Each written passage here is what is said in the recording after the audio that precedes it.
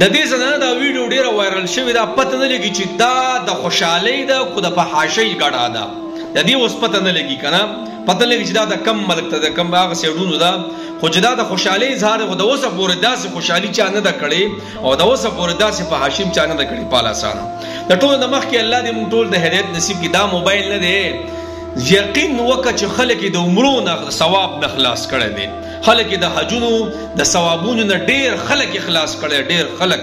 پروس کال یو څو حاجیان تلي او زمونږ اشنایان دي یو قسم نه د لرې نه، جنابو ټک شو یو بل به د لاس نه نیولي، حج له تلي ښه یو بل به د لاس نه نیولي، هغلته به لاړه او دلته به لاړه او دا مې د کعبې سره ایستلی دی او دا مې د زمزم سره ایستلی دی او مړه په ورځ کې به شپږ اووه ویډیوګانې اپلوډ کولې. ته راته ویې مړه ګوره کم د عبادت ویډیو چې میډیا ته راشي که نه، یاد ساته ګوره په هغې کې اخلاص د 100 نه ګوره بیا 10% ته راشي. ښه ولې موږ د 14مې صدۍ مسلمانان یو، موږ د نبي اسلام په دور کې نه یو.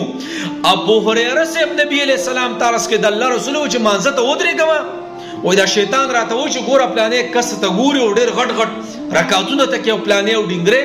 نبي اسلام دو فرمایل زړه دې مطمئن دی او د الله رسول بیا به کې ویسه نشته، دا شیطان حمله ده.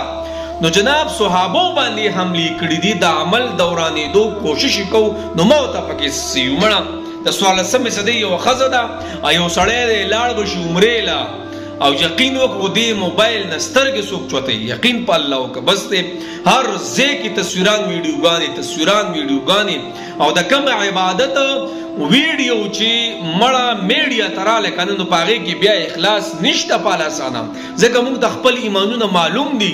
نو د الله بندګانو څومره کسان چې عمرو له ځئ، څومره کسان چې حجونو له ځئ، د دې سکرین نه ځان وساتئ. قسم دې دا مې اخلاص تباه او برباد کوي.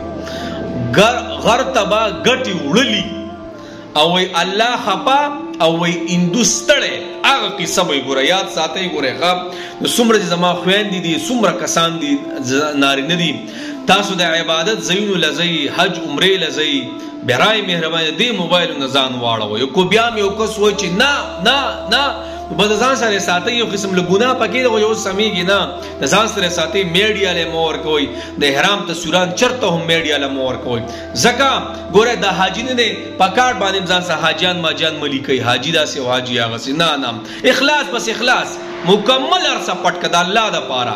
من جاء بالحسنة، چا د ځان سره ګوره نیکي راوړه، نیکي کول نه دي ځان سره وړل دي. ګوره 50 کاله پس هم دا شیطان عمل تباه او برباد کولی شي. عمره او حجونه به دې کړي او لږه خبره اتره به دې کړي او لږه میډیا چې تصویر وغیره ورکړي بس، او په زړه کې اداره چې خلک وچ هلکه مولانا صاحب کعبې مبارکې ته ولاړلې، عمرې له تللی، حج له تللی، بس خبره مولانا صاحب د ځان ختمه کړه.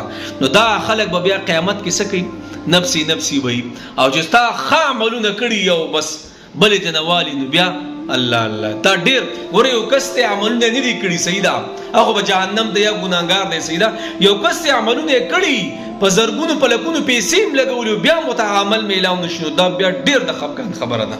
بس الله دې موږ معاف کړي.